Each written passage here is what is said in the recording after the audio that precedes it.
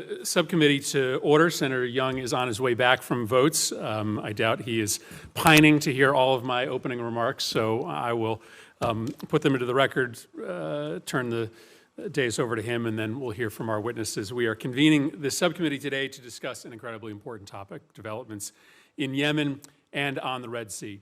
For the better part of the last decade, Gulf nations, often assisted by the United States, have been at war in Yemen against Houthi forces that control sizable parts of the country. I have argued that it was a catastrophic mistake for the United States and our Arab partners to be part of this conflict.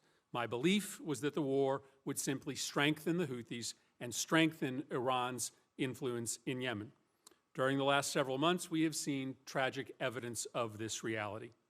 Armed with sophisticated technology from Iran and coordinated with the Iranian military, the Houthis have launched a dizzying barrage of attacks, missiles, underwater drones, aerial drones against ships transiting through the Red Sea. The Red Sea is one of the most important geostrategic locations in the world. 15% of international maritime commerce passes through its waters, and now 90% of Red Sea traffic has been forced to choose longer and costlier alternatives.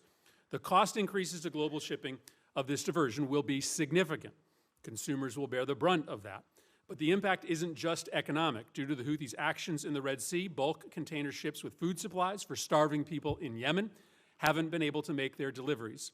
In Sudan, where 95% of the population can't afford more than one meal per day, aid deliveries of food and medicine are crucially delayed and come at significantly higher costs. I oppose the U.S. involvement in the Yemen war. I regret that Houthis are now strong enough to attack our interests in the region. But this is where we are. And now that we are in the crosshairs, we must respond. That's why I have supported the President's leadership to launch Operation Prosperity Guardian to restore maritime security in the Red Sea. I've also supported the President's decision, together with our partners in the UK, to target Houthi infrastructure in Yemen to prevent imminent attacks. That kinetic response has been paired with a targeted sanctions strategy to squeeze the Houthis' ability to finance their operations and increased interdiction efforts to intercept weapons coming from Iran to the Houthis.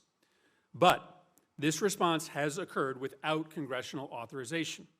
And to my knowledge, there is no existing law that would permit military action against the Houthis. The Constitution requires Congress to authorize acts of war, period, stop. We swore an oath to follow the Constitution. If we believe this is a just military action, and I do, then we should authorize it. But we also need to acknowledge that there is a real risk of escalation in the Red Sea, especially since Iran is unquestionably aiding the actions of the Houthis. Thus, an authorization is important to legalize the existing operations, but also guard against an unauthorized mission creep. Now, I want the focus of today's hearing to be on the on-the-ground reality in the Red Sea, the scope of the threat to the United States, the merits of our existing response plan, and the options going forward. I don't intend for this hearing to turn into a forum on congressional authorization. But for the military campaign against the Houthis to continue, I believe that a tailored, time-bound congressional authorization is not just nice to have, it is required to both authorize and limit the current military operation. And I will be in discussions with my colleagues in the coming days to introduce such an authorization. This debate, if we could have it, would importantly help us understand both the power and the limits of American military might in and around the Red Sea. The broader crisis in Yemen and the lingering war is not over. It is a crisis that Senator Young and I have been focused on together for years. The war that has ravaged Yemen for nearly a decade and created the world's worst humanitarian crisis in Yemen has quieted, but the country is still in dire straits. The United States, through Special Envoy Lenderking, who will testify before us today, regional allies, and the UN, have all been working together with Yemeni leaders and citizens to find a political solution to permanently end the war and resolve Yemen's internal conflicts. Peace will only come through political reconciliation. Our airstrikes can protect U.S. assets in the region and in the Red Sea, but they cannot bring peace to Yemen. This is an incredibly important hearing today. I look forward to our discussion with our witnesses to help us chart that path forward.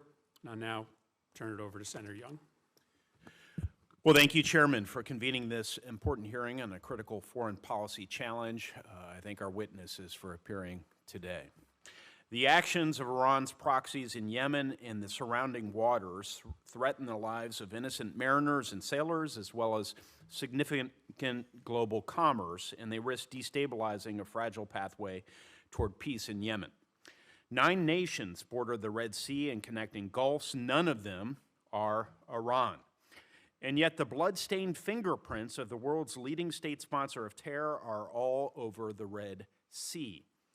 Whether it be material support to the Houthis in Yemen or whether it be other means of direct support using its intelligence and command and control apparatus to enable the actions of the Houthis, these actions are having a cascading, destabilizing effect on food security in Africa, global energy prices, and the dreams of millions of Yemeni people to rebuild their society and lives. It's imperative that the administration respond to these actions while demonstrating it is both a strategy for deterring aggression and appropriate legal doctrine for maintaining these global commons. To date, I have not seen such a strategy put forward. I'm encouraged that the Foreign Relations Committee will be holding 2 hearings this week on Iran's destabilizing activities across the region, but I must also point out the lack of public committee action on these and other questions since Hamas attacks on Israel on October 7. I have no doubt about the sincerity of today's witnesses when they will tell us that they're committed to addressing the security challenges across the Red Sea and particularly in Yemen. I do have doubts, however, that the administration has an actionable plan to bring an end to Houthi aggression, Iranian terrorism, and a curtailment of Russian and Chinese meddling in this vital region. Our military actions to date, carried out by incredibly brave U.S. service members, have yet to stop the Houthis. The questions we're thus presented with are, what do we do now? What actions by the United States are we willing to countenance? How do we push back on the Iranian-parroted rhetoric tying the Houthis' actions to Israel's fight against Hamas? How do we continue to push for a stable peace process in Yemen? I hope that we'll be able to get at these topics today, and I hope that we'll hear from our witnesses today. What we hear will help us all better understand how the administration plans to ramp up its response to finally take seriously the need to respond adequately to the threats facing the Red Sea. Finally, I'd like to mention the names of Navy Special Warfare Operator First Class Chris Chambers and Navy Special Warfare Operator Second Class Nathan Gage Ingram. And I'd like to acknowledge and offer my sincerest sympathies to their families.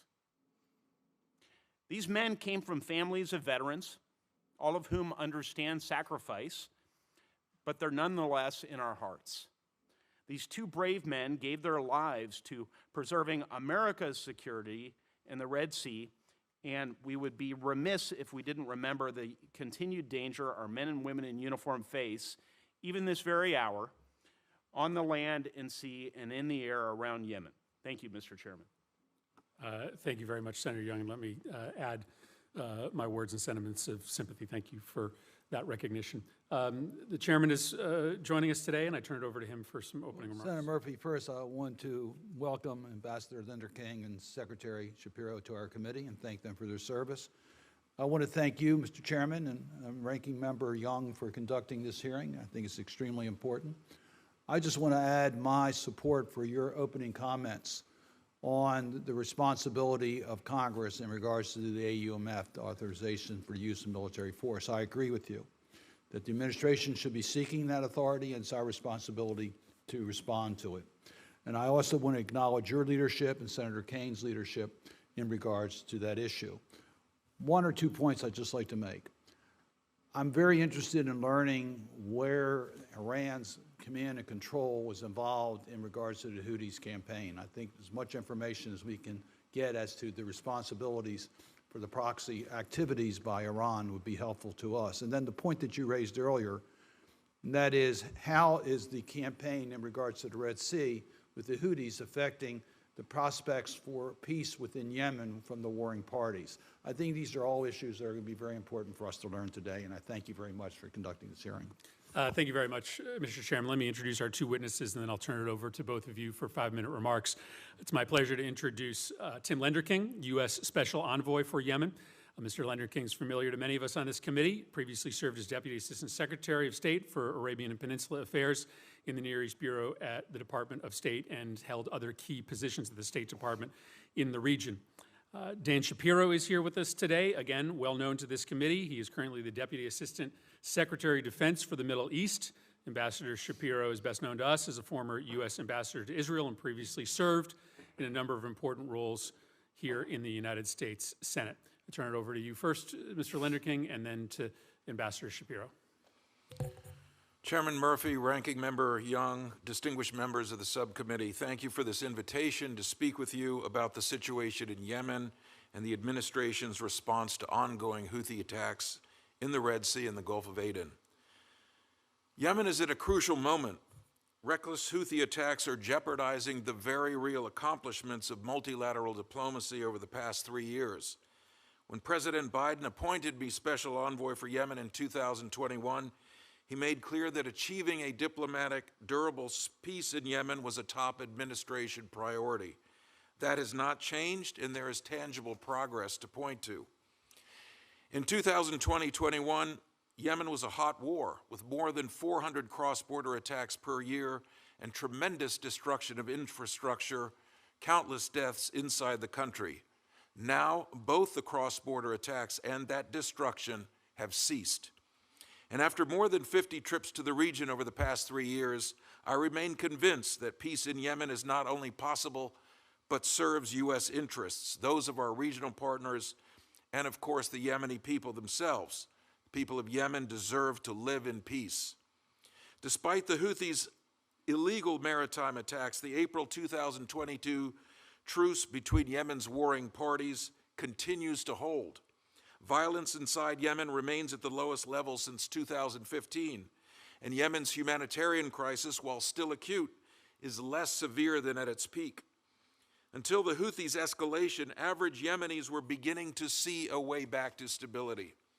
We should not lose sight of these milestones, even as we necessarily degrade and destroy Houthi military capabilities and condemn their attacks on civilian shipping.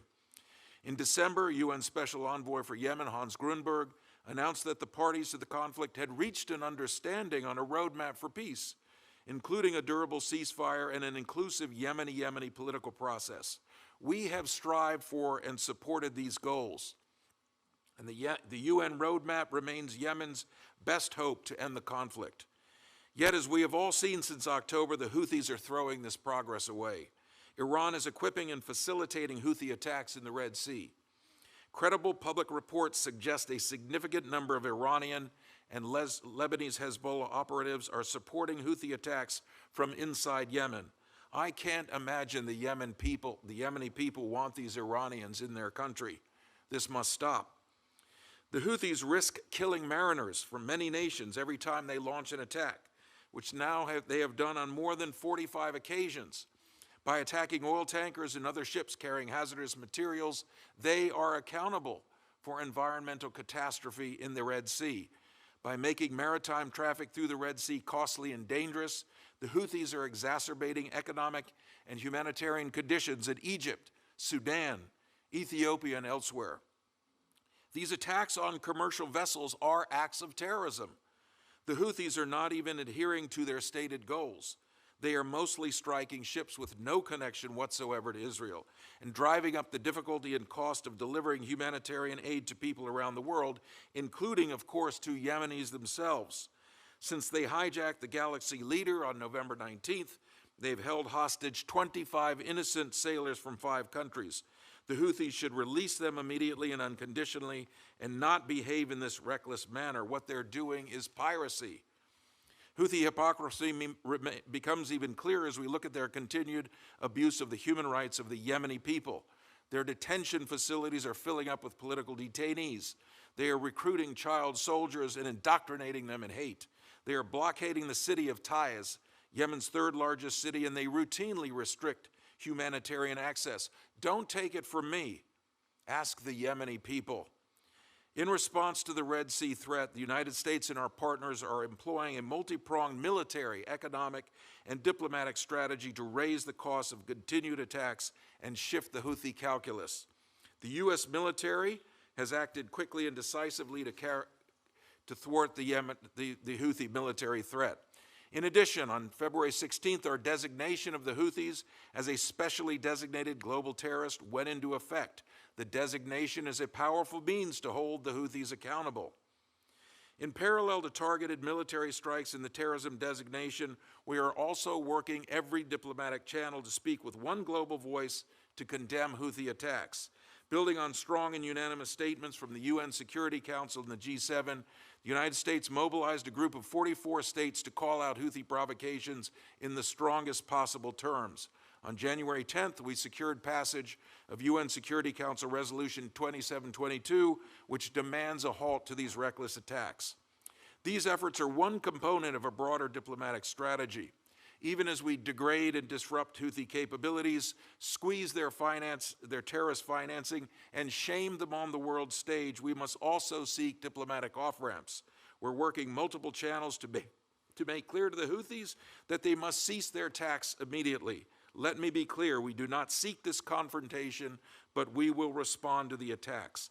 I remain hopeful, as the envoy for Yemen, that we can preserve a diplomatic path forward, but the Houthis are harming their own people by putting off the peace process. Ultimately, peace in Yemen serves the interests of all Yemenis, just as it does those of the United States and our regional partners. The United States stands ready to support. Thank you again for your invitation today. I look forward to the discussion and your questions. Thank you. Ambassador Shapiro. Thank you, Mr. Chairman, Ranking Member Young, members of the subcommittee. I appreciate the invitation to speak with you today about the Houthis' terrorist and piratical threats in the Red Sea and the Department of Defense's work to protect civilians and restore safe and free navigation for all legitimate maritime traffic in one of the world's most critical waterways. I'll summarize the Houthi threat and our guiding principles for addressing this critical issue. Since November 19th, the Houthis have conducted at least 48 attacks against commercial shipping and naval vessels in and around the Red Sea, through which 15% of all global trade flows. They've used anti-ship ballistic missiles, anti-ship cruise missiles, unmanned aerial systems, uncrewed surface vessels, and in one instance, a helicopter-borne seizure. Despite the Houthis' claims, these attacks are almost entirely unrelated to Israel and Israeli-affiliated shipping. And to be clear, any such attacks would be entirely illegitimate anyway. These are indiscriminate attacks that are as much an affront to maritime commerce as is piracy. And they've affected the interests of more than 55 nations and threatened the free flow of commerce through the Red Sea, a bedrock of the global economy. These attacks have prompted more than a dozen major shipping operators to suspend transits of the Red Sea, causing a spike in insurance rates for vessels in the region, and most importantly, putting the lives of innocent mariners and our service members at risk. The Houthis' attacks are also driving up prices and causing delivery delays in critical humanitarian items, such as food and medicine in places where they're needed most. This is adversely affecting those in need of assistance around the world, including in Sudan, Ethiopia, and indeed in Yemen itself. And to cite one regional country suffering significantly from Houthi terrorism, Egypt has seen Suez Canal transit fees declined by some $100 million per month, depriving it of a critical source of foreign currency. Most recently, the Houthis launched a series of anti-ship ballistic missile attacks and UAS attacks against commercial ships in the Red Sea, including one that impacted the MV Islander on February 22nd, wounding a member of its crew, and one on February 18th against the MV Ruby Mar. They severely damaged that vessel, putting it at risk of sinking, forcing the crew to abandon ship, and causing an 18-mile oil slick in the Red Sea. The Houthis have also launched weapons toward our warships, including an anti-ship cruise missile that the USS Laboon intercepted. The Houthis have also fired medium-range ballistic missiles against Israel that have threatened or caused damage not to Egypt, to Jordan, and Saudi Arabia as well. It's clear that these Houthi attacks represent an international problem that affects all nations committed to the exercise of navigational freedoms and the free flow of commerce. These attacks, which affect the entire region and nations across the globe, cannot go unchallenged. And this problem demands a broad-based and collective response. So our guiding principles are to internationalize the response to the Houthis' attacks in coordination with our allies and partners, and to nest military, diplomatic, and economic...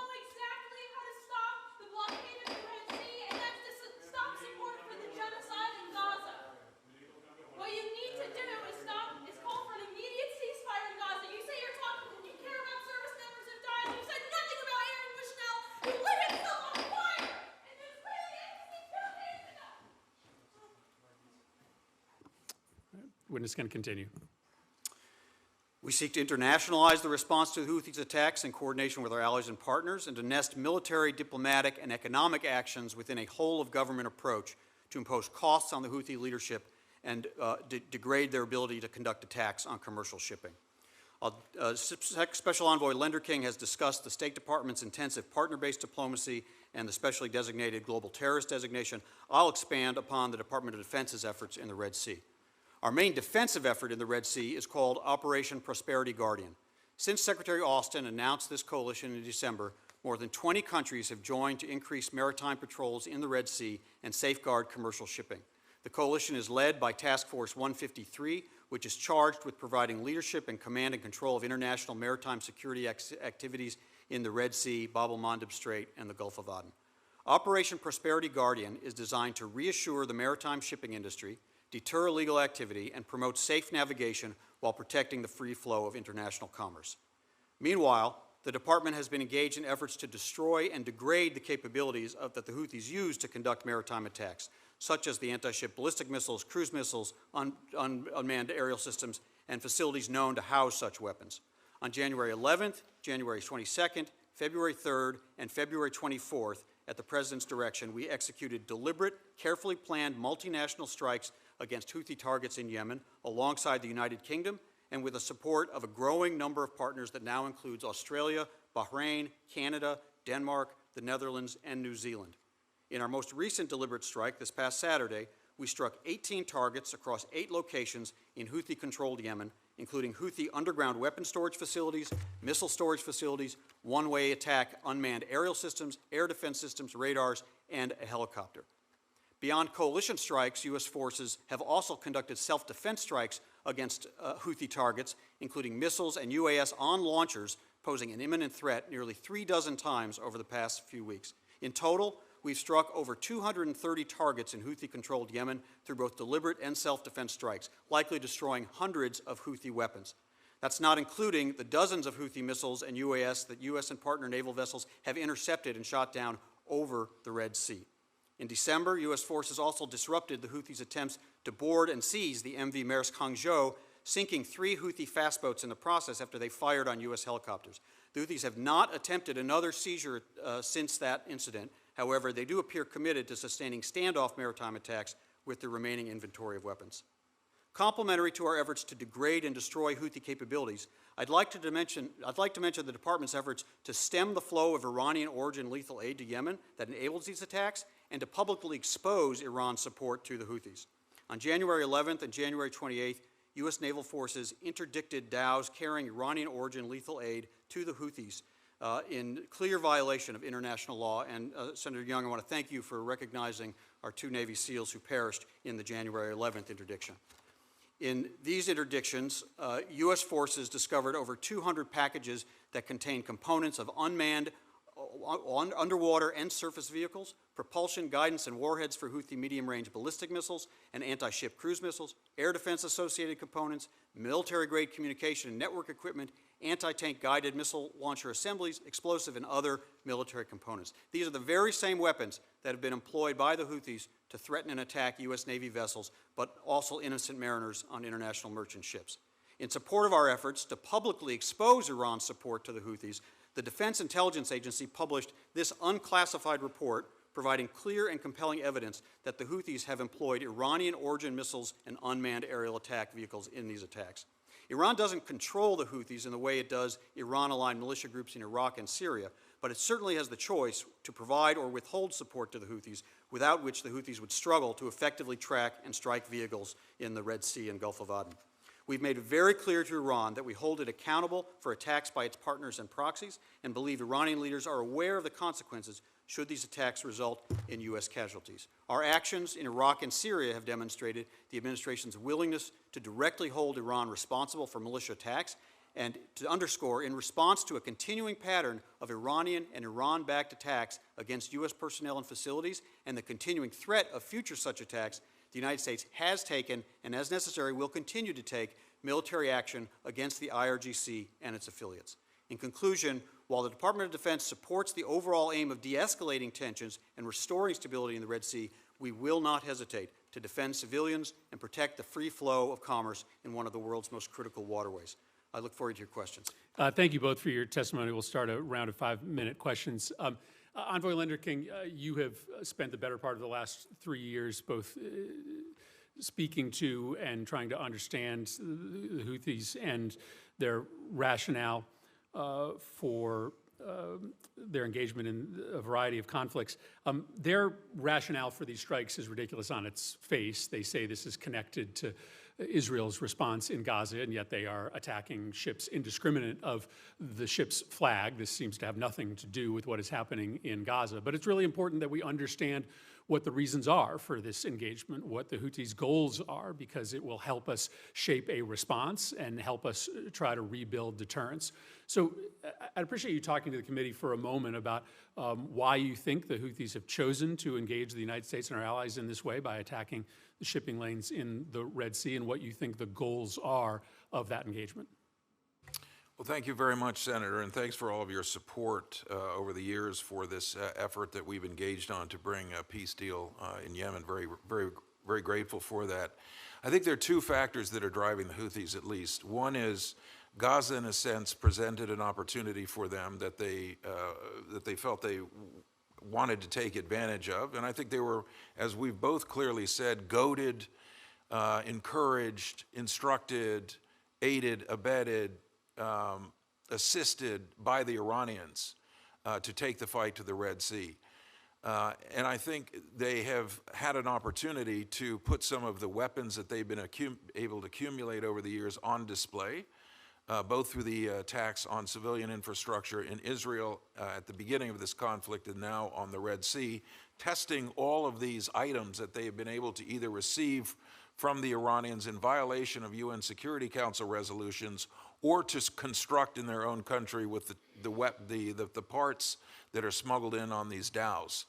And I think they have sought, as you note, Senator, to link this to the Gaza situation. It is entirely an illegitimate linkage. And you rightly point out they're attacking ships in a reckless manner, including those that have...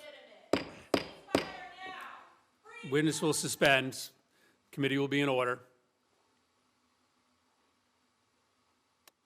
Including those destined, they even attacked one ship that was loaded with corn for Iran. They've attacked Russian ships, Chinese ships. They've engendered a huge amount of international enmity as a result of that. And I think you see that reflected in the number of countries who are speaking out in various ways about the problem. But I think the fact that they continue this and have said publicly that they will not stop until there's a ceasefire in Gaza is an indication that we're not yet at the point, unfortunately, where they do intend to dial back.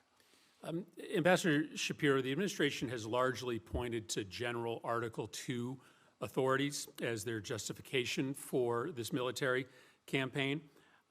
I know that you don't serve in the DoD's General Counsel office, but this looks to me like war in every bit of the constitutional sense. We have engaged in multiple rounds of strikes.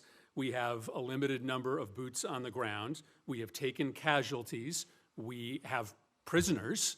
I'm having a hard time understanding why this does not require a traditional congressional war authorization. So maybe you can speak for a moment about the administration's legal basis for these ongoing strikes. Thank you, Senator. U.S. forces maintain the ability to defend themselves when attacked.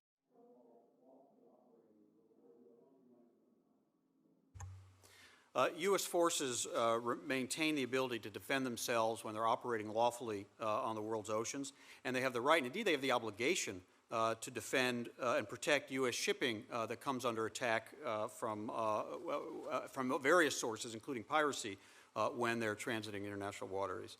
The President did direct the deliberate strikes consistent with his Article 2 authority as Commander-in-Chief. to protect and defend U.S. personnel and certain partners. The strikes are also necessary and proportionate actions in the exercise of the United States' inherent right of self-defense, reflected in Article 51 of the United Nations Charter. Beyond that, I'd certainly defer to colleagues in the Office of the General Counsel. On appropriate occasions, the President has forwarded to the Congress a report consistent with the War Powers Resolution, but I'll defer to my colleagues to go further. Senator Young.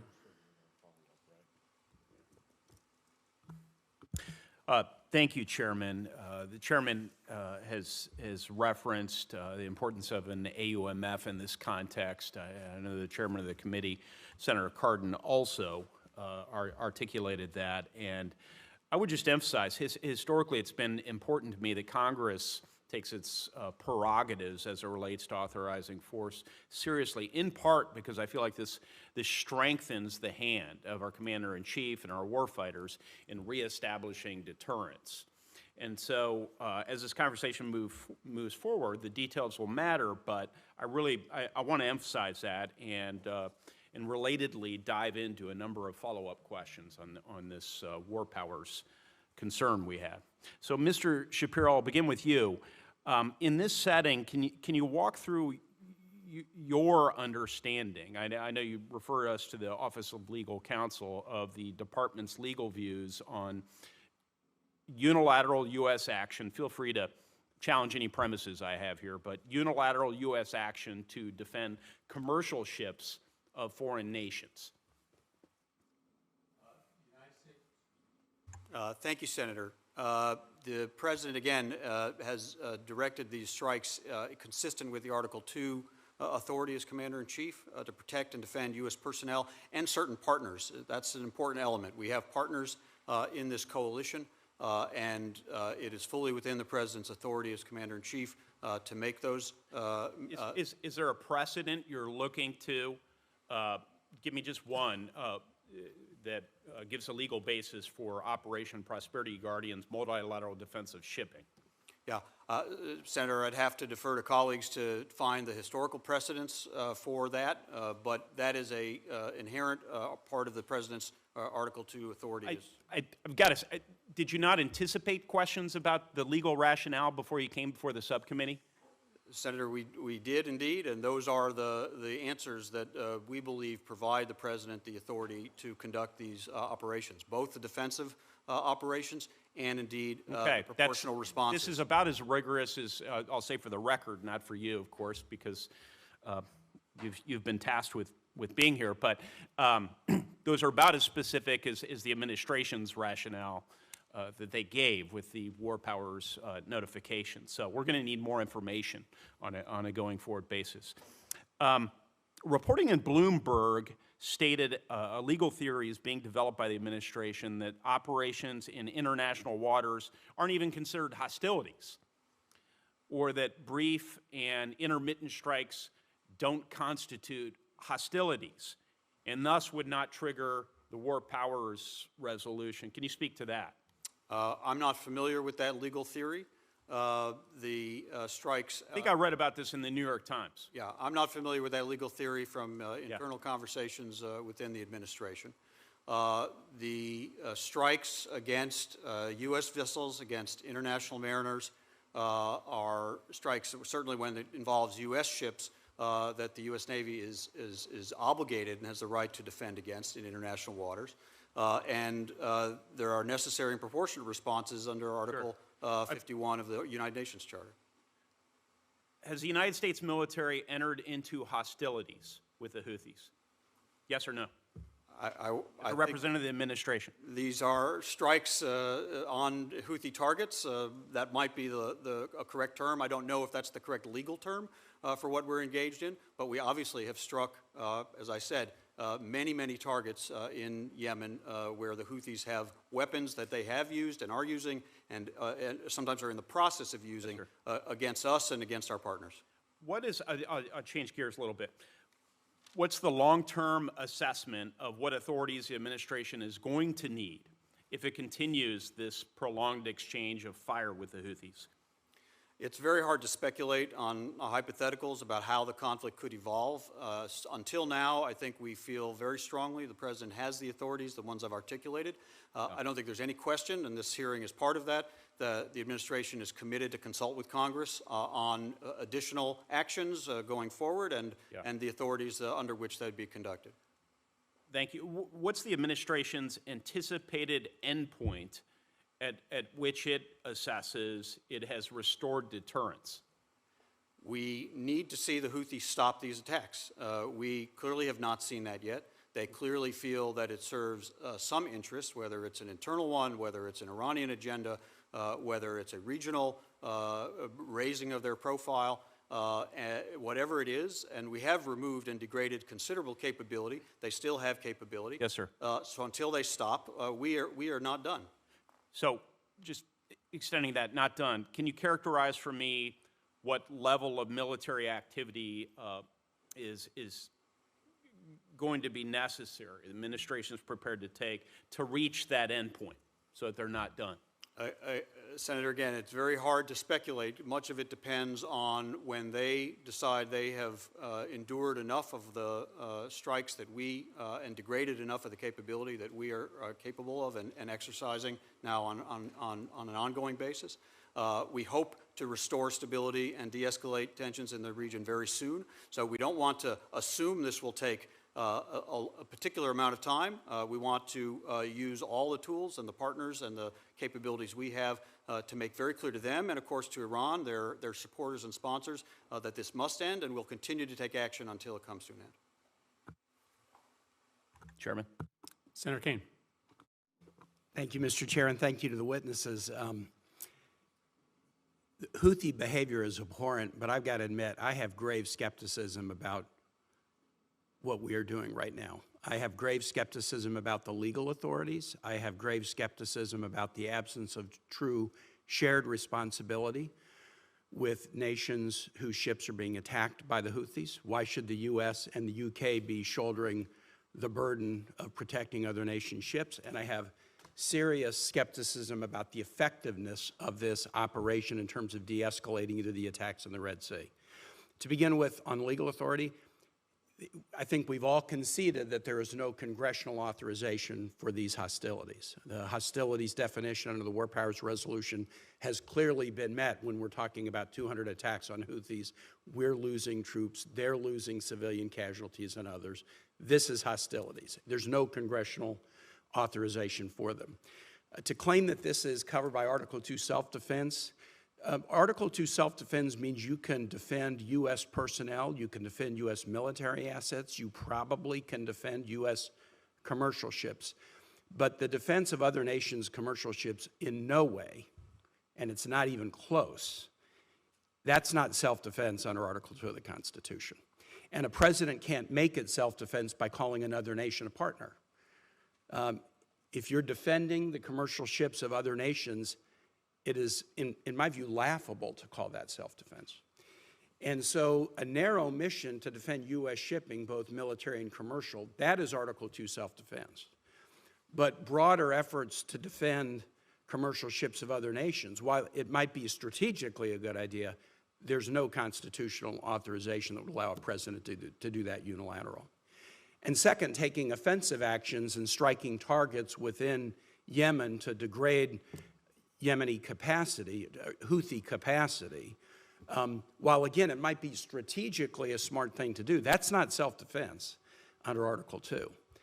And so I basically view this at the first level as a set of actions that might have a strategic value, although we've yet to see a strategy. Senator Young and Senator Murphy and I wrote a letter to the administration asking many of these questions on January 23rd, and we don't have a response. But there may be a strategic wisdom in doing it, but I think the activities are far beyond what a president's unilateral power would be. That's number one. Number two, shared responsibility.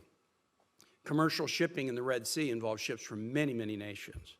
And although there are partners in this operation, the military actions are being undertaken by the United States and the UK. Why should the United States and UK be shouldering the burden of this?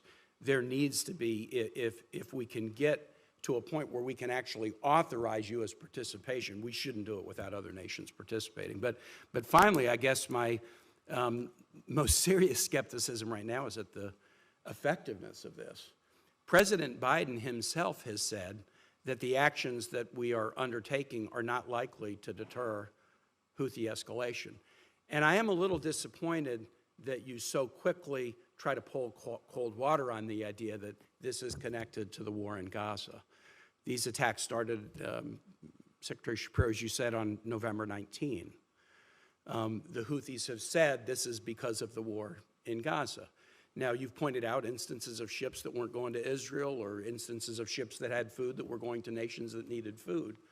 But I think the most natural interpretation of this is the Houthis seeing some suffer in the region or saying others are going to suffer in the region until we figure out a response. And I would venture to suggest that about the only time we've seen something that was a de-escalation moment was in the week-plus-long pause in Gaza when the first hostage deal was done. And so trying to reestablish deterrence, I don't think you're going to do it if the 200 strikes become 400 strikes, 800 strikes, 1,200 strikes.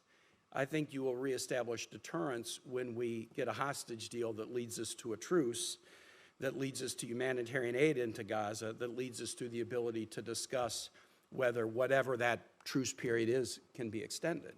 And so I hope you don't just pour cold water on the idea that, oh, this isn't really related to Gaza, because the timing of it was related to Gaza. They're saying it's related to Gaza, and the only period of de-escalation that we've seen was during the first hostage release.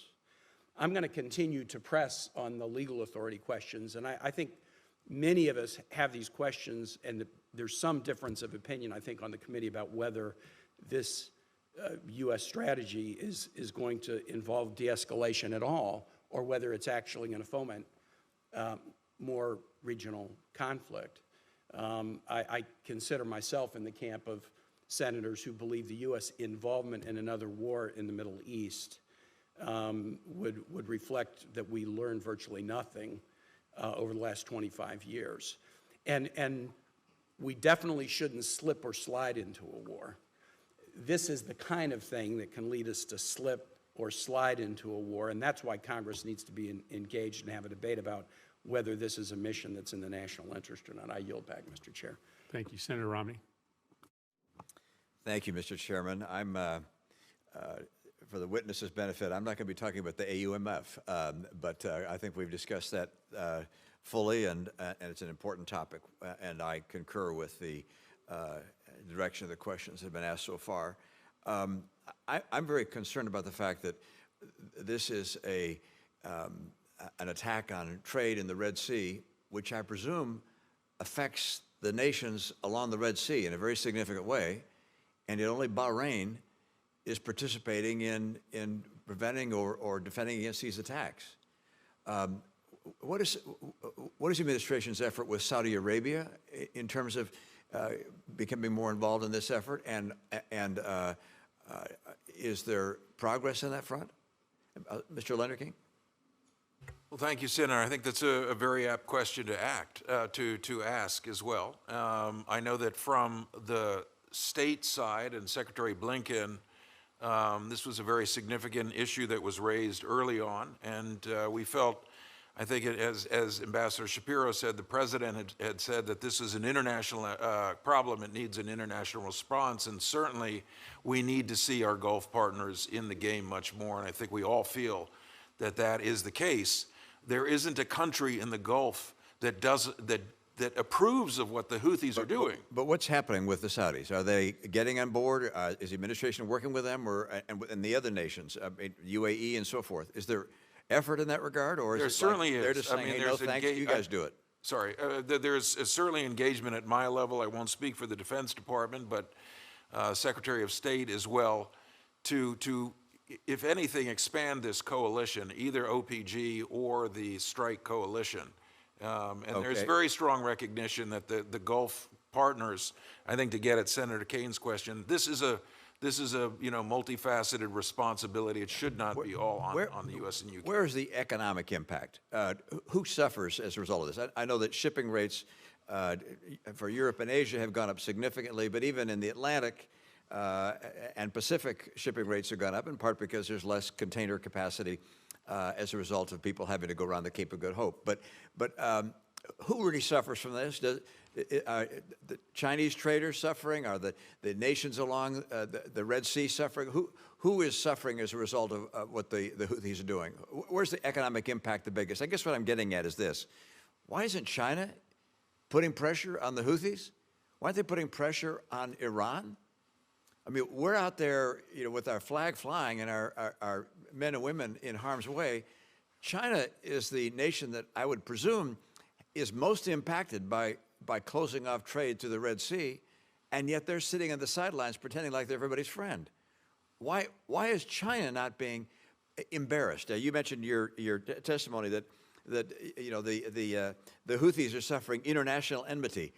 I don't think they could care less, the Houthis, about international enmity. China cares, however, and putting a spotlight on China's lack of involvement and lack of effort to stop these attacks, I think would be highly effective. Help me with this idea of who suffers the most in terms of trade, and why is China not participating? I couldn't agree more with you, Senator. I think the burden has to be shared because the pain is being felt in multiple realms and multiple regions. If you look at where the impact is, you look at a country like Egypt where Suez Canal fees are down 50%. It's impacting the currency. It's impacting the ability of their economy to function. You look at the movement of humanitarian supplies into Sudan, a desperately poor situation, violence prevailing there. That is very disturbing. The Ethiopian economy also suffering, and Yemen itself. The Yemenis themselves are being hurt by what the Houthis are doing. The decrease in commercial activity going into Yemen's own ports. But it strikes me that we're there at huge risk and huge economic impact for ourselves in order to support the Chinese economy and to support the economies of people along the Red Sea who are all sitting back quietly supporting, in many cases, supporting Iran, who is giving the support that the Houthis are relying upon. I find it, I wonder, what are the strategic options here? One is to say, hey, we're out. You guys want to close down the Red Sea, that's up to you guys, unless you want to step in and protect it. The idea that we're there suffering and these people are not defending themselves and putting pressure on Iran is something I just don't understand. Mr. Chairman, I know my time is up, so I'll stop there. Thank you, Senator Romney. Senator Hagerty. Thank you, Mr. Chairman. Special Envoy Lenderking, I'd like to spend some time with you. You've been dealt a tough hand.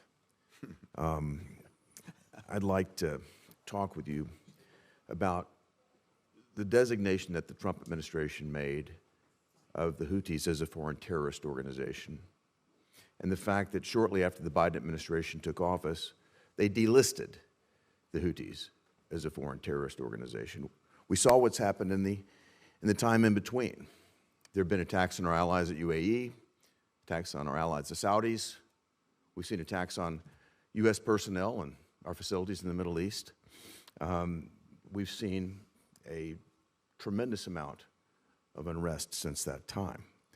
And I think you know, but I'm going to read it for my colleagues here, what the designation of a foreign terrorist organization requires. First, it requires that it's a foreign organization. Indeed, the Houthis are. The organization engages in terrorist activity, or it retains the capability and intent to engage in terrorist activity or terrorism. Yes, they do. And finally, the terrorist activity or terrorism of the organization threatens the security of the United States nationals or the national security of the United States. The Houthis meet these requirements. My question for you, was the Trump administration wrong in designating the Houthis as a foreign terrorist organization? Well, thank you, Senator. At that time, as you probably know, there was a strong movement within the Trump administration to designate the Houthis. It led to the FTO. A new administration came in, sought to prioritize Yemen as a foreign policy priority. And I believe that effort has borne fruit in terms of the peace process, which I described. But yes, over time. I heard you describe the peace process, but with all due respect, I also saw the article in Foreign Affairs where our national security advisor claimed that the Middle East was the greatest period of peace we've ever seen, and now we've seen what happens. My question is, what do the Houthis have to do to be declared a foreign terrorist organization? Do they have to kill Americans? Certainly not. I think we have come down hard with this designation that we have. The FTO is a possibility. I think we can constantly assess the impact of the campaign that we're doing, both the military, the impact of the designation. The SDGT, Senator, that I described will cut off financial networks, their ability to fundraise. It will put some hurt. And if we need to adjust to the FTO, if these attacks continue, well, they certainly have continued at a rapid pace. I'd like to see more than a little hurt. I'd like to see this addressed, sir. Let me go to another thing that concerns me, and that has to do with the diversion of the aid that we send to Yemen. I think about what Hamas has done with the aid that we've sent to Gaza.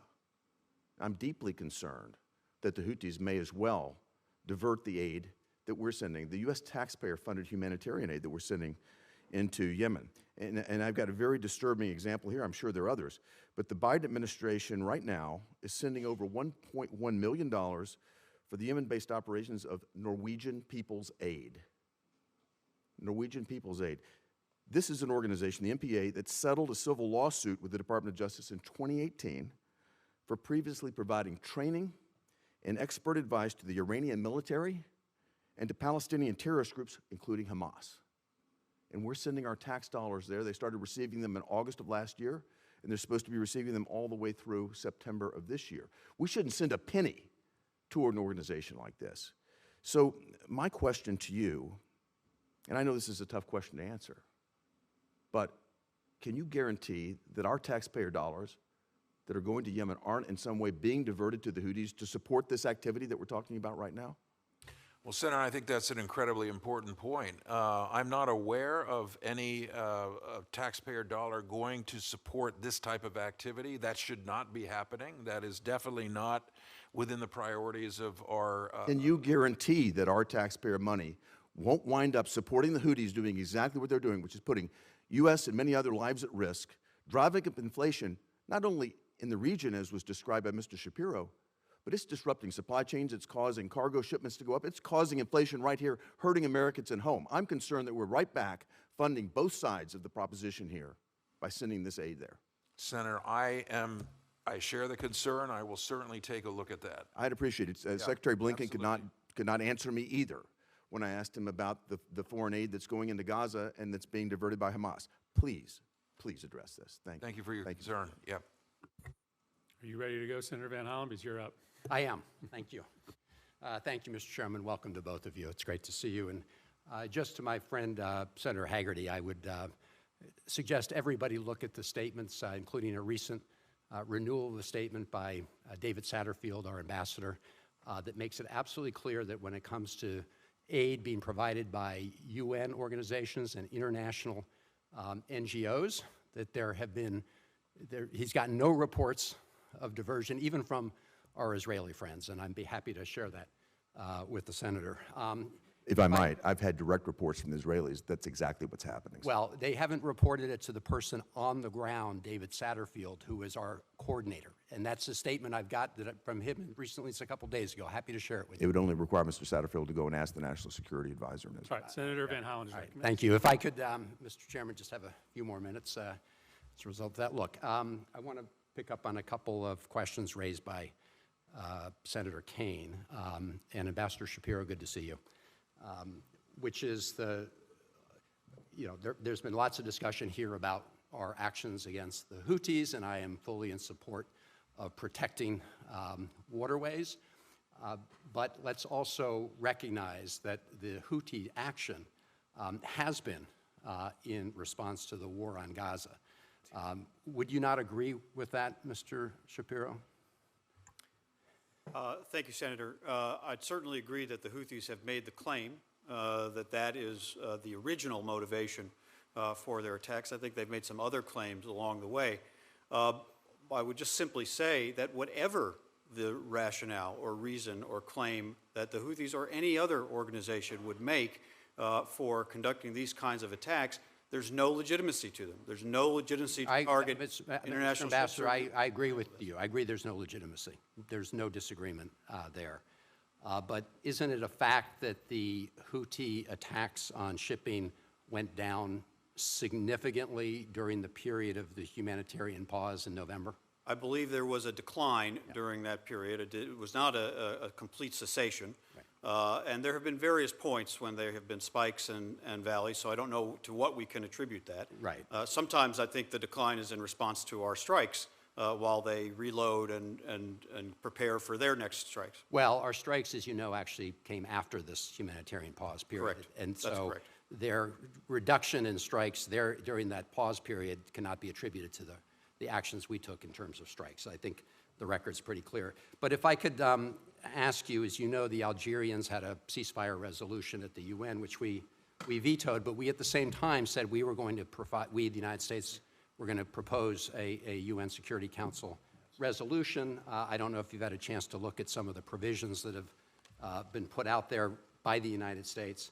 But one of them indicates that under current circumstances, a major ground offensive into Rafah would result in further harm to civilians and further displacement, including potentially into neighboring countries. Do you agree with that conclusion? A bit outside my brief to speak about the Security Council resolution. Obviously, the State Department should address that. I will say that in all of our recent engagements with Israel, that includes Secretary Austin's conversations with Minister of Defense Gallant, that includes conversations between our military, we've made very clear that no operation should be considered or undertaken in Rafah without a clear and executable plan and the follow-through to implement it to ensure the safe evacuation of civilians who are taking safe harbor in Rafah and provision for their humanitarian needs as they move. Well, given that, would you agree that it would be a mistake for the United States to provide more offensive weapons at this time to the Netanyahu government without receiving assurances with respect to actions in Rafah that we've requested? Well, as you know, Senator, the President has made clear from the beginning of this conflict on October 7th that he will help ensure Israel has what it needs to defend itself following those terrible terrorist attacks and ensuring they can't be repeated, that they must observe the laws of war and laws of armed conflict and ensure that they do the maximum to protect civilians and provide for their humanitarian needs. As you know, the President, very much in dialogue with you, Senator, issued the National Security Memorandum 20, which will help ensure that we receive credible and reliable assurances from all our partners who receive defense services and defense articles and certain defense services. And I very much appreciate the President taking that action. I think it was an important step, and thank you and the administration and the President, of course, on that. But let me just say, I think it would be sending very mixed signals if prior to receiving clear assurances from the Netanyahu government that they won't take the actions in Rafah that we're worried about, we were to at the same time extend further significant military assistance. Finally, Mr. Chairman, I would just like to include in the record a statement made by Samantha Power today from Jordan, where she is standing in front of lots of World Food Program shipments that need to get into Gaza, saying these should be into Gaza. And I would just ask you, Ambassador Shapiro, and both of you, to take back to the President and administration. 20 senators, 25 actually, I think, wrote the President a letter talking about 5 specific actions the Netanyahu government needs to take to allow more assistance into Rafah, including opening more crossings, things that are common sense measures that in the view of many of us should be taken right now. So thank you, Mr. Chairman. I appreciate it. Thank you both. Enter that into the record. Thank you, Senator Van Hollen. We're going to, Senator Young and I are going to pose a series of second round questions for you. And I want to start with, I think, this really important series of questions that you got from Senator Kaine and to a certain extent Senator Van Hollen. So listen, I support the actions that the administration has taken because I believe that the United States is the guarantor of the freedom of navigation of international waters. We have an obligation to respond when United States interests are being attacked in commercial waters. But I do worry about the efficacy of a campaign of military strikes when we have seen very little evidence that airstrikes against the Houthis have restored deterrence over the course of a 7-year war with the Saudis, who conducted 23,000 airstrikes. I would note that 9 of the locations targeted by the United States and the UK strikes in January of this year were previously hit by 419 airstrikes in the Saudi-led air war between 2015 and 2022. So if 23,000 airstrikes by the Saudis weren't effective in moving the needle militarily and restoring deterrence, how can we be confident that our campaign of airstrikes is going to have a different outcome? Thank you, Mr. Chairman. Look, we first of all have to understand who we're dealing with. We are dealing with an organization, now especially designated global terrorist organization, that simply thinks the rules don't apply to it. They are backed by the common denominator of a range of threats around the region by Iran, which provides weapons, which we've discussed, which provides intelligence, which provides targeting information, which provides financial support and training. And they, too, have an agenda, and that agenda includes to try to get the United States to depart the Middle East. And so these are the actors we're dealing with, and what our strikes are intended to demonstrate, first of all, is that we will continue to degrade and remove their capability if they continue to conduct these attacks. We will also try to interdict as much as we can and work with our partners on that. We will, of course, defend those who are transiting the waters, and that we will be prepared to take additional actions if there are obviously additional threats against us or against our people. We have demonstrated that very clearly in our responses to the tragic attack on Tower 22 in Jordan, and there was a very strong U.S. response in Iraq and Syria against IRGC-affiliated targets, individuals, and facilities. And it has, until now, led to a quiet period since February 4th. We don't want to take that for granted. But it has demonstrated to Iran, again, one of the key enablers of the Houthis, that we are prepared to respond.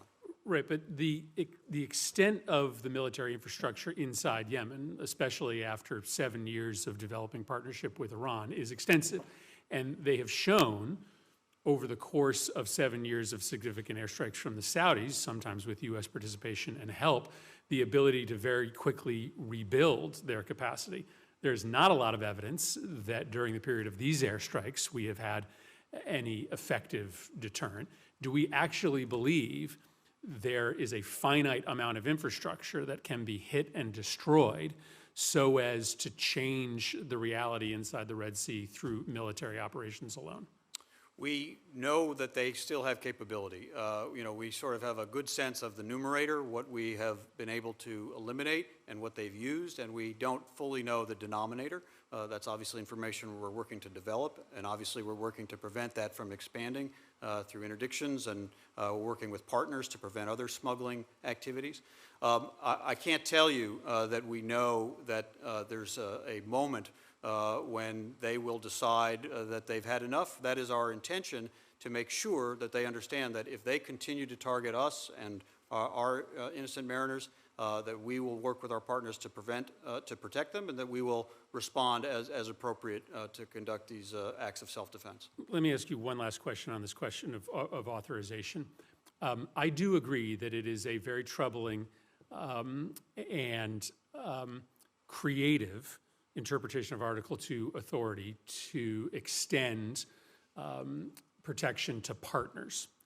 I agree with Senator Kaine that that is probably not a theory in good standing. But let me ask you if you believe that Article II authority gives you the ability to attack partners of those that are directing attacks at U.S. partners. I'm asking, of course, about Iran. Do you have existing Article II authority, having identified Iran as a participant in these Houthi attacks, to launch strikes against Iranian assets or Iran itself? I'd really be overstepping to speculate on authorities that would be cited for strikes that have not taken place. I will say that the President's Article 2 authority was very much relevant in the response strikes in Iraq and Syria following the attack on Tower 22 in Jordan, in which 3 U.S. service members were killed. And I do think that has an impact. That has an impact in Iran's thinking, since the targets included IRGC-affiliated facilities, and it included individuals that IRGC was well known to support in their attacks on the United States. So I think they take that seriously, and they should take that seriously. Senator Young. Special Envoy Lenderking, the Houthis had indicated that if they were relisted as a specially designated global terrorist group, that they would expel humanitarian workers and take other actions. We're just days, frankly, into this going into effect, this relisting. Can you provide any update on where those threats stand, as well as the practical implications of this designation on the ground? Thank you, Senator. I mean, the Houthis took a few actions which honestly haven't had a great deal of impact. They did, as you note, threaten to expel U.S. and U.K. Aid workers in Yemen. There are a number of U.S. and U.K. nationals who do a lot of great work on the humanitarian side in Yemen. From what I understand so far, the Houthis have not made good on those threats. They issued legislation, quote unquote. I say that in quotes because they're not a legitimate government. They're not internationally recognized. They are a militant group and recently designated as a terrorist group also. They took action to designate us. And they've said that they will continue their attacks on shipping. So they've taken a few steps, which I think are mainly for their own public consumption. You've spent, over the years, you've spent countless days in the region. You may head there again soon. We were discussing before the hearing. Can you describe how the narrative has shifted since the brutal attacks on October 7th in terms of bringing peace to Yemen from before the war to now? Well, I think a significant number of Yemenis want to see the Yemen conflict ended, and I think it is heartening that, as I mentioned earlier, that the truce which was set in April of 2022 has essentially held inside Yemen. So despite the fact that there is a attacks on the Red Sea by the Houthis, by Red Sea shipping, the internal war in Yemen is not heated up. And we're very concerned that that could happen and be another effect, if you will, of a prolonged situation on the Red Sea. So we want to, and by the way, Senator, I think it's important also that the roadmap that I described is something that the parties, that is the Yemen government and the Houthis and the Saudis, all say they still want to see achieved. I think that's important. But that's the where key priority, I was headed next. Yeah, key priority, of course, is to get the Red Sea attacks under control, stopped. And what if there's ongoing escalation? What will be the implications for your broader efforts to try and reconcile? No question that a broader escalation or continuation of the status quo undermines the peace effort which we've worked very hard to achieve over the last 3 years, and would, ultimately, I think, degrade our own interests in the region, which are solidly behind seeing a peace effort in Yemen. We do not want a return of al-Qaeda in Yemen. We do not want ISIS building up its capabilities in Yemen. Yemen is a country that, unfortunately, in the past has threatened and led to the deaths of Americans. So stability in Yemen is important to our interest and to those of our partners. So we want to see this effort drive forward. The roadmap that I referred to, Senator, is the best opportunity that Yemen has had for peace since this conflict began. Before I recognize Senator Cruz, I'd be remiss if I didn't ask a question about China. It's in the last year or so, it's like to sort of style itself as a power broker in the Middle East, and yet here we are in the midst of a real security crisis, which is for so many an economic and diplomatic crisis in the region, and China's nowhere to be found. So. Mr. Lenderking, how does this example of Chinese inaction been helpful for our diplomats, if at all, in pushing back on Chinese diplomatic and financial inroads in the region? Seems like an opportunity to remind people who's really working to affect positive change in the region.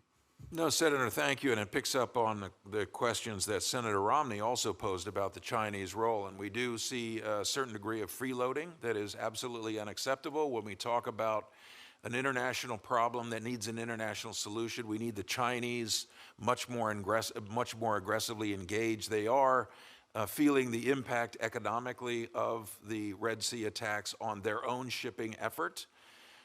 So that is, and I would just assure you that we have a dialogue at my level and at the most senior levels of this government with the Chinese about taking a more responsible role in the Red Sea. Well, and we will continue that. That's positive.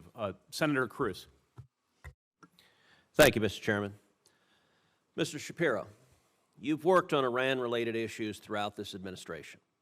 You were on the team headed by Rob Malley, and you're now at the Defense Department. Meanwhile, the Biden administration has allowed the Iranian regime to build up a ghost fleet of tankers, which are third country flagged tankers. That fleet grew from about 70 vessels at the beginning of the administration to almost 400 tankers today. The Iranian regime used that ghost fleet to ship over 1 billion barrels of oil and to make unaccountable tens, if not hundreds of billions of dollars. When Joe Biden came into power, Iran was selling roughly 300,000 barrels of oil a day. Today, due to the Biden administration's appeasement of Iran, Iran is selling roughly 2 million barrels of oil a day. Those billions of dollars went directly to fund terrorism. They went to the Houthis, they went to Hamas, they went to Hezbollah. They pay for the Houthis' terrorism and for their weapons. They paid for the October 7th atrocities in Israel. The Biden administration refused to meaningfully enforce our sanctions, and we're seeing the consequences with war in the Middle East. In your judgment, how has the Biden administration's appeasement of Iran and refusal to enforce sanctions against Iran, how has that worked out for the safety and security of Israel and the safety and security of America? Thank you, Senator. A number of the questions you raise about sanctions enforcement are the province of the Treasury Department, and I simply, on behalf of the Defense Department, will have to defer to my colleagues there. I will tell you that the subject of the hearing focuses on how we are responding to this particular threat of an Iranian-sponsored and backed organization, the Houthi. Before you arrived, we also spoke a bit about the U.S. response to other Iranian proxies. Okay, I had a question. How's this working out for the safety and security of Israel and the safety and security of America? You're not answering that question. The answer I can provide is that we are making very clear to Iran, through our posture in the region, through the assistance we provide to our partners, including Israel, in its need to defend itself, to our own responses when Iran and Iranian-backed organizations have targeted our personnel and tragically have killed 3 of our personnel, and in their sponsorship of the Houthi military strikes against free shipping in the Red Sea, that we will respond. And Iran with all respect, that's baloney. And the Ayatollah has heard the message. Let me ask you, how many Ghost Fleet vessels did the Biden administration sanction before October 7th? Again, sanctions matters belong to the Treasury Department, so I don't know the answer? I don't know the answer and would have to defer to the Department of Treasury. And is the Biden administration concerned about the billions of dollars they continue to flow to the Ayatollah today? Right now, today, that money is flowing to the Ayatollah because there are 400 ships in the Ghost Fleet that this administration won't sanction.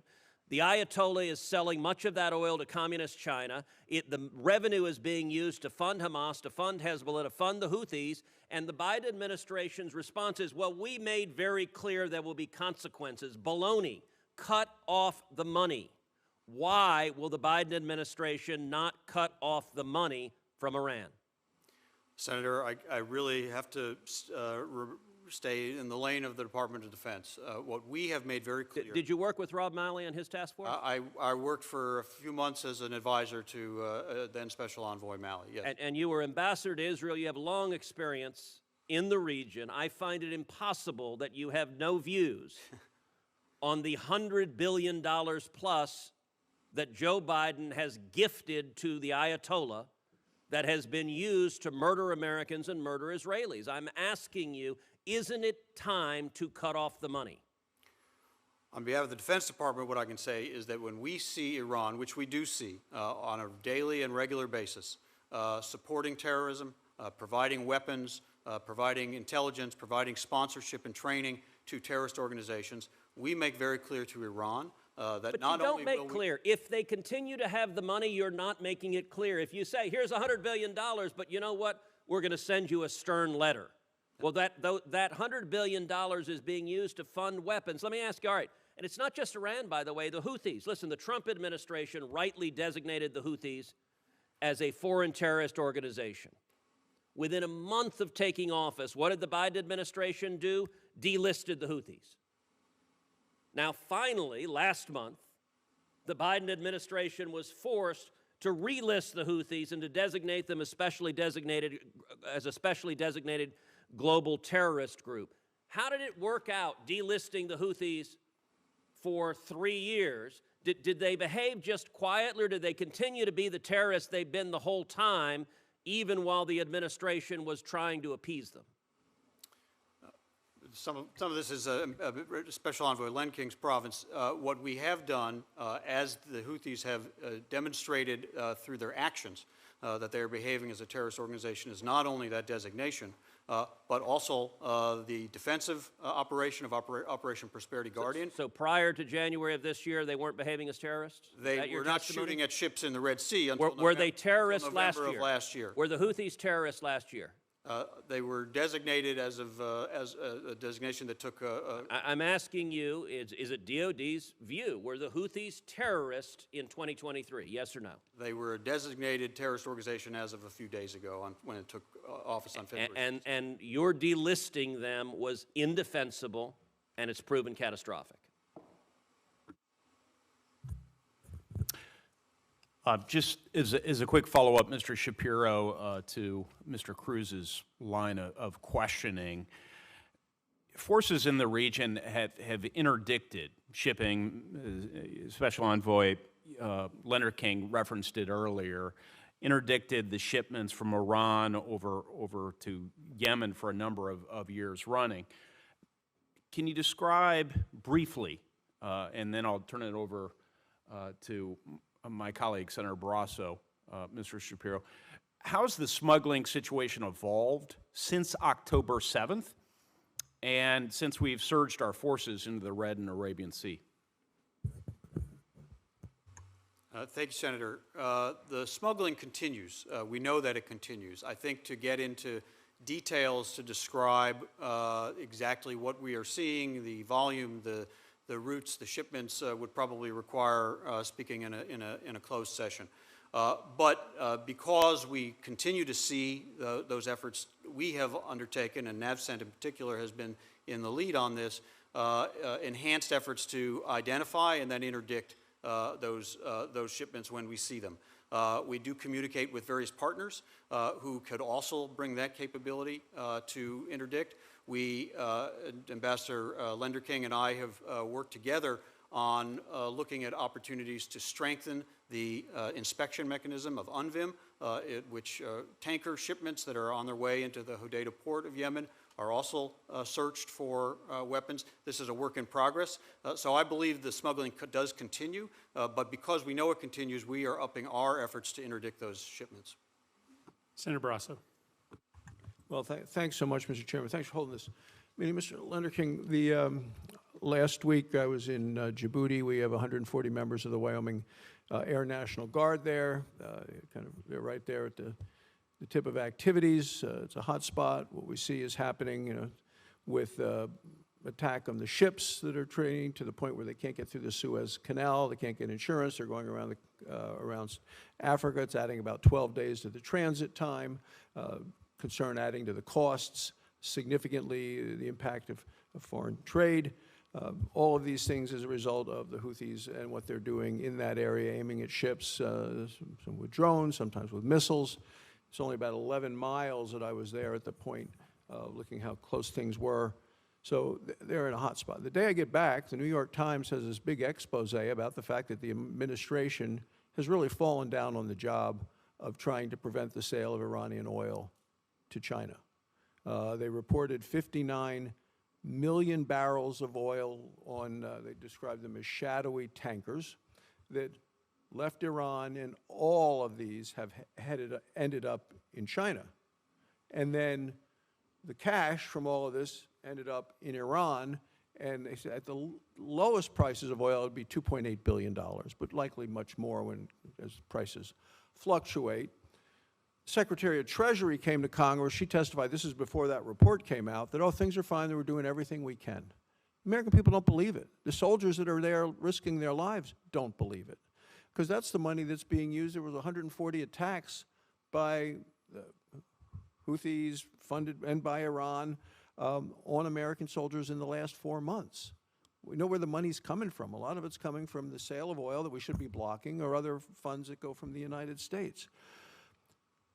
I think the administration has failed completely. I think the president is just being outworked and outplayed and outmaneuvered by the Iranians. I think the world is seeing a diminished president who's just not up to the job. What are you doing from the standpoint of the State Department to prevent this ongoing effort to sell, for Iran to be able to continue to sell to China? I mean, they're working together, and Iran's also giving drones to Russia. You have North Korea being belligerent as well. It just seems that we are not where we want to be. As a State Department official, what's your response to all this? Well, thank you, Senator, first of all, for visiting Djibouti.